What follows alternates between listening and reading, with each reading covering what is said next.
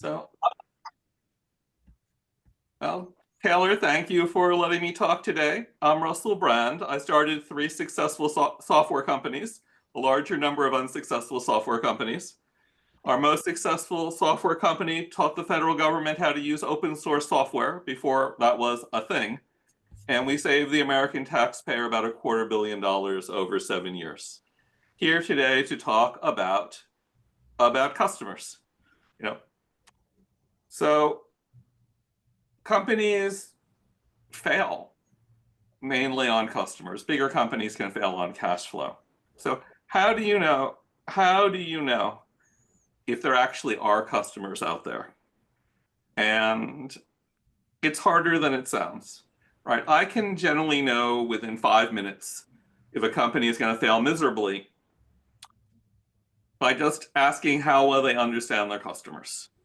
And almost all the companies that I speak to pre-seed companies most of the time, understand neither their customers nor their competitors, right?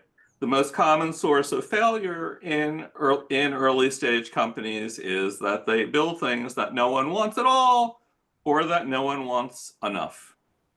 When you put great effort into this, there's still a massive failure level. If you're a big multinational consumer goods company and you're willing to throw millions of dollars at customer research and focus groups, there's about a 50% launch failure rate. The only company that's historically done much better than that is Procter & Gamble. They had a 92% success rate, and they did that by better talking to customers and making sure that the thing that was important to customers was the thing that they did well. It is so hard to get this right, that back when we used to advise the federal government and Department of Defense, we found a 95% launch failure rate when software was made for a single organization with a detailed written spec and the software worked perfectly to the spec, because the spec was wrong. They did not talk to the actual users. They talked to the bosses of the bosses of the bosses of users, or they talked to people about what they wanted rather than what they were doing. We often talk about startups having a 92% failure rate, and you count that as failures and pivots and failures to a certain point. We'd like to invert that and get a 92% success rate rather than a 92% failure rate. We should point out that Summit is running a venture studio, and as a type of organization, they have the highest success rate of anything. And their success rate is still statistically way above what is typical. And they're working from technology transfer, which has an average success rate of 0. Mean is 0, median is 0. So very, very, very hard. So we think we can get a 92% success rate if we know how important the problem is to the customers, that we can know what's lacking in the existing alternatives, and that we can prioritize what's important to the customers we're focusing on rather than trying to do everything for everyone.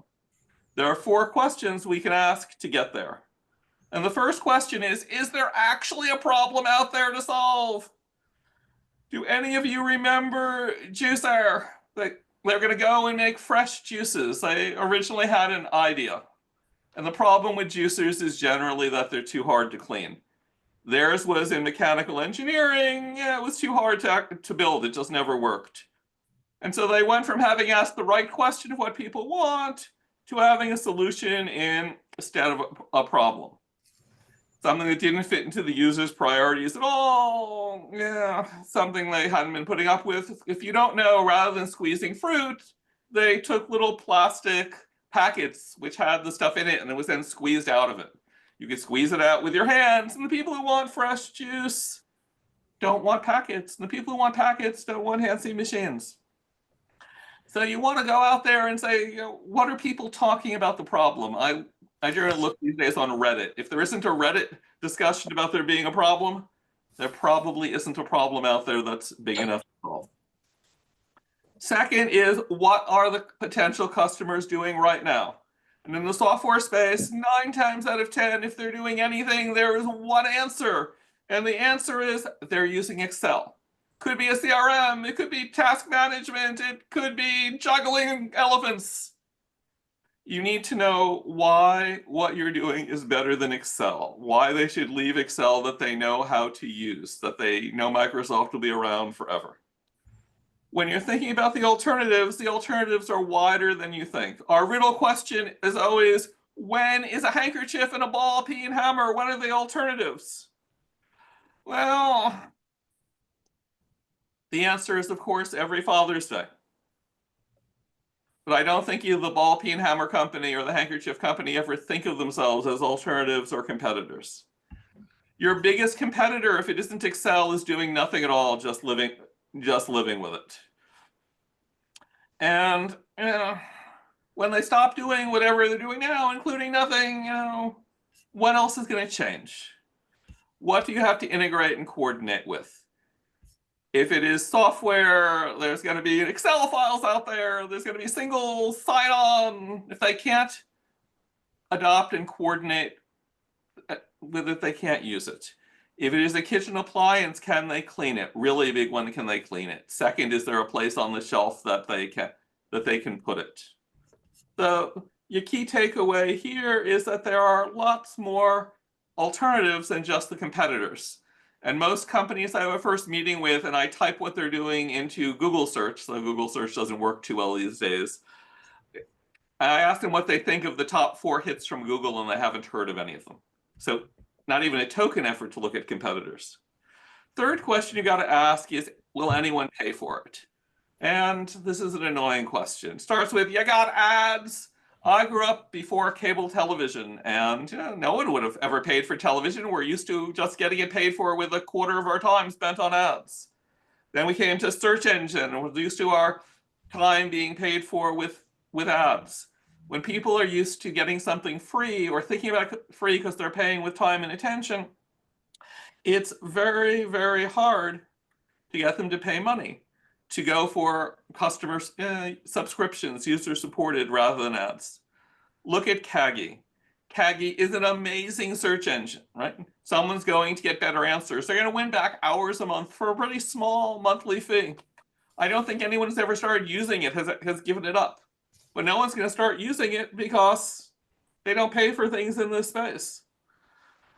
In a space where they do pay for anything, it's what's the decision process for purchasing. And we go to Kaggy. The consumers don't have a purchase problem. They just get annoyed. On the other hand, small enterprises, even large enterprises, they think about paying for things. And you can think about how they adopt, and maybe you can sell it to them. Kaggy isn't doing that. They're just failing to sell it to individuals. Great product. And users lie to you. Don't know if some of you look like you're old enough to remember the Walkman. The Walkman was a sound system. You had earphones that ran cassette tapes that had no speakers. It was novel at the time. Sony did big customer focus groups out there, and they asked everyone about the color. And the focus group said the color should be orange, second choice yellow. And Sony said, thank you so much for joining us. Before you go, on the back table is this long set of Walkmans. Please take one. And everyone took black or silver. And black and silver sold well in the world, and yellow and orange didn't. So, right, you can't actually believe what they say. You got to make sure not just that they want it, but they want it enough to actually pay for it. Now we got to think about who your customer segment is. When anyone says I'm trying to do something for one group really well, it'll be okay for other groups, I cringe. You want to deal with one group really well. It's not the whole world. What is your segment? Dropbox. They made a wonderful file sharing system, and it had a great viral plan, because anytime you shared a file with someone, they didn't know about Dropbox. They were going to learn about Dropbox. On the other hand, they didn't have any of the enterprise features at all. And Box came in from zero, and Box took all of the enterprise customers because they had a few features that Dropbox didn't have. These were features of logging and access controls and group and audit and SOX Sarbanes compliance. And what would it have taken Dropbox to add those 8 or 10 features. Probably not much. They would have doubled the size of their market, maybe. Would it have been a good decision to try to serve two masters? I don't know. But by looking at this segment that Dropbox and Apple Share and other things at the time mixed, Box walked into a mint very quickly. Another thing Box did is they charged much higher prices. For an enterprise, the cost of adopting, or worse yet, giving up your product is really large compared to your price of the product itself. There's very little sensitivity on price, and if your price is too low, they wonder whether you're going to have support and be around long enough. We've done well on many SaaS systems at enterprises, asking people to raise their price 10, 20, even 100-fold in order to get more customers. So 10 things that matter with this. Biggest risk of failure is that there are no customers. Interviewing customers is very hard. The standard mistake that people make when interviewing customers is they don't interview customers at all, or they use SurveyMonkey, do you want this more than that checkboxes. You got to actually talk to customers, talk about what they're doing and what they've done in the past. Talk about their problems. If you tell them about your product first, they'll give you answers you want to hear rather than real answers. If you ask them about the future, no one's good at predicting the future. Don't believe what they say. The best way to tell that they care is asking them for a pre-order. You know, a $1 down payment on my $50,000 car, or at least a notification that it's going to be available, or we'll charge your credit card when it's there, or your monthly update. If they're not willing to take some little action, then don't believe them when they say they want it. There are a lot more alternatives than you think. You find out about alternatives by asking people what they're doing now, going to Reddit and Quora and saying, what can I do? And then you'll hear the alternatives. It is the job of you and your product to make a customer the hero. It is not that your company is the hero and you're in the limelight.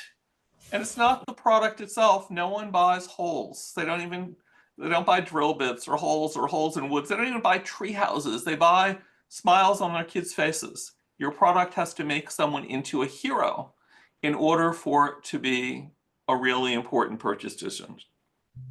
There are 3 types of early customers. It's important to distinguish them.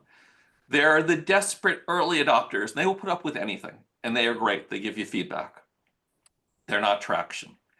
There's the huge company that you got into because you're a friend of a friend's mother's hairdresser's daughter, cousin-in-law's, dog walkers, next door neighbor was on the board of directors or something. Valuable reference account. Learn a lot from it. It's not traction. The only thing that counts as traction is customers you're getting through a process that could be repeatable. You can't throw more money at it to get more customers. It's nice, but it's not traction. When you're dealing with large entities, everyone wants to run pilots. People think that the important difference between a pilot is whether it's paid or not. It's entirely wrong. A company that's big enough, what they're spending in man hours and attention is larger than whatever they're giving you for a pilot, right? The money may help you make ends meet, but it's not going to tell you anything about whether you're going to get a sale. You need a success criteria of the pilot. If I achieve this, you will roll me out to your campus, your organization, your intergalactic empire. If you don't have a success criteria, you're doing a very long demo. You're not doing a pilot. If there isn't someone who can say, if it meets, I'm going to roll it out, you haven't involved a decision maker, and you're almost assuredly wasting your time. In the domain of enterprise sales, it is very often that we can find the case that everyone wants it, but it's not going to be this year or this quarter or this lifetime. Because while they want it, it's not urgent enough for the other things they're trying to do. So when dealing with a large company, it's not just how much they want it, but where it would fit on a timeline. Customer segments, customer segmentation. On segments, who can you service really well? Start asking not how am I better than my competitors, but rather for whom am I better than my competitors? If you're dealing several different segments, individuals, small companies, enterprises. Here we're in customer segmentation. The standard way to fail is individuals get little versions and small businesses get medium ones and huge versions get unlimited whatever huge things. And this is a way to not get enterprise customers. Enterprise customers need different things. The different things they need are almost always really easy to implement once you know that they exist. And so it comes back to talk to customers. And if there are different customer segments, talk to them in different segments. And generally give up on one segment and service the one who has the most money, the most number of them, who you can most easily handle. And so finally, back to the beginning. Be sure you've got customers before you build things, and you know by talking to them. The number of companies I've started talking to 5, 7, even 10 years out that haven't had a customer yet because they built things that no one wants is huge. And I really hate the thought that someone has spent 10 years of their life and their family's life savings just building something that no one wanted, when often something a little bit different, maybe nothing different, but something different could have been there. So the key takeaway from the whole thing is that you don't talk to customers, you're going to fail. The fastest way to failing is not understanding them. The only way to know that you've got them is by talking to them. Talk to them early. Talk to them before you've written a first line of code. So please don't fail in this manner. It's your biggest risk. We spend a free chunk of time with anyone to talk about these things to try to avoid those failures. Sign up for a strategy session if you'd like to talk. And that is the most important thing I've learned in 40 years of advising early stage companies. Thank you. Russel, thank you so much. That is awesome. I love that presentation. I would invite anybody who has questions, if you can put them in the chat. Would love to be able to access some of your brain with Q&A here, Russel. I put a first question in the chat while people are typing theirs in. Maybe you could address that one.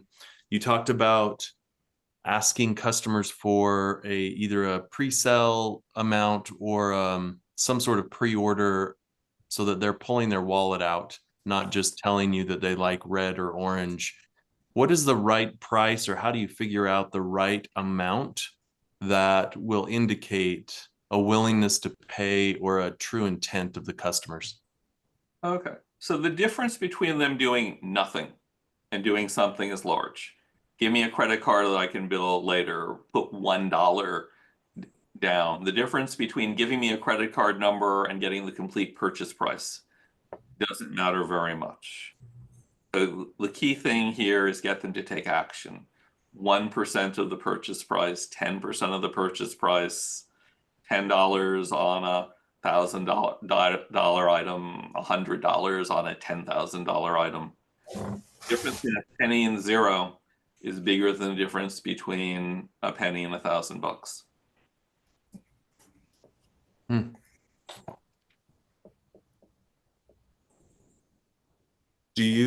I've seen some work around like a tripwire and asking for payment. Do you have to give things, or is it good or bad to give some of your value up front for free before you ask them to pay for something?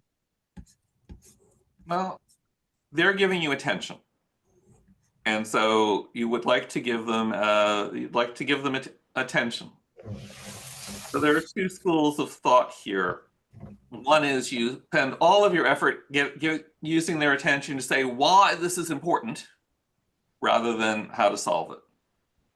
And if you're selling to individuals, that's not a great, you sell to individuals, that might be a reasonable plan.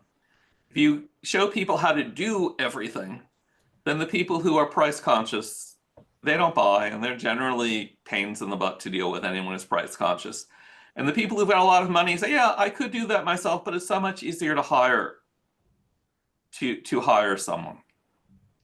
So my belief is that you give people as much value as you can give them without effort on your part. And this is a hotly contested question.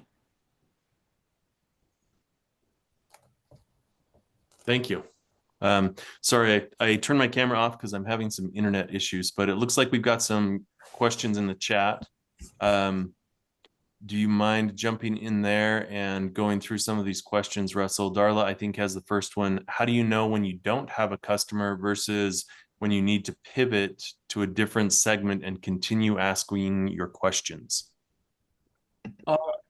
So you're trying to solve a problem. Either that person has that problem or they don't.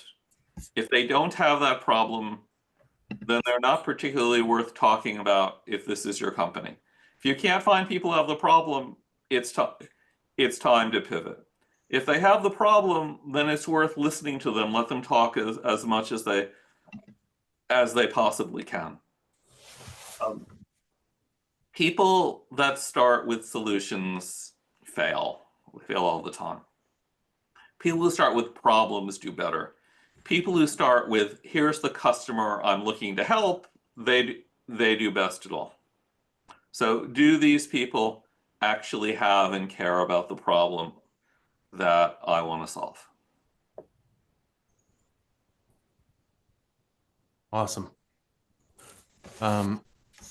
Nathan Nelson has a question in the chat as well. Nathan, are you able to come off chat and give some context, or you can take a look at that, Russell, in the chat?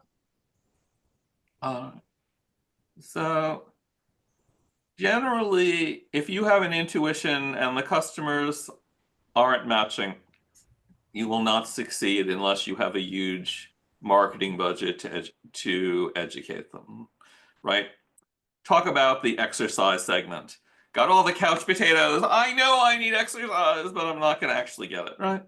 They don't care. They're not willing to do something about it. Your intuition is only good to let you know what questions you should be asking. Your intuition otherwise is likely to give you momentum to go down a wrong path, even if that is something that's much, much better in the world. We spoke to someone who 45 years ago came up with a way to make air conditioning systems much more efficient, working on sort of 3 to 5 cents on the dollar. And it took him 25 years to get adopters. And he knew it was right. Yeah, the engineering was right, the physics was right, but the customers just weren't there. If the customers aren't there and the customers are idiots, the customers are still always right. That's great. I think you may have gotten two of the questions. Cami, any tips for finding the balance between specializing in the perfect solution for your target niche and expanding services to appeal to a wider audience to scale?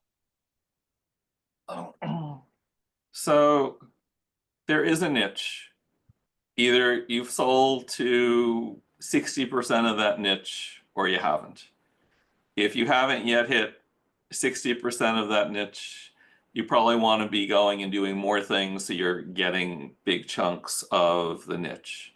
At the point you've gotten 60 to 80% of the niche, you can think about widening the niche. You want to go to the customers who are in your niche and say, how much would your life suck if our product stopped existing? If there aren't many of them saying, that would be terrible, how do I keep you afloat? I'd sacrifice my firstborn child. Then your niche doesn't care about you enough, and you should be saying, how do I get my niche to care more? It's more important to have a few people that really love you than to have a larger number of people that just don't care as much, because the ones who don't care much will get stolen away by someone that will offer them a lower price or a fancier marketing budget. You want devotees.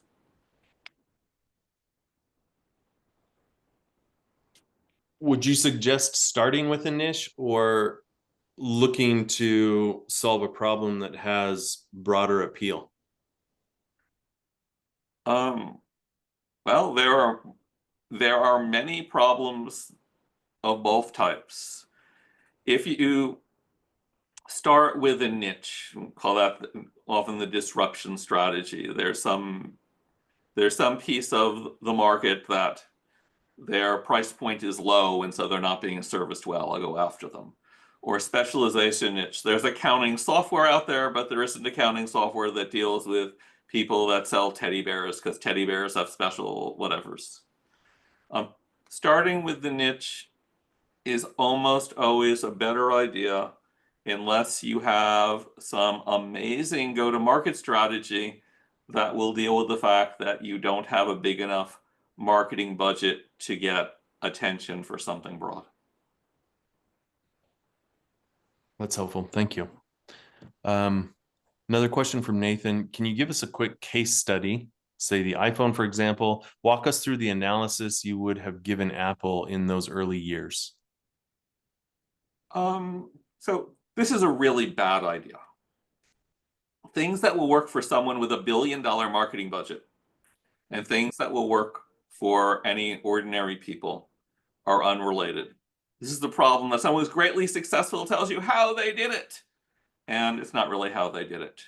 In the world of AI, everyone's talking about vibe coding, and there's this guy that wrote a game, and he wrote it in 9 hours, or the AI system did, and he's making hundreds of thousands of dollars a month in ads. All of which is true.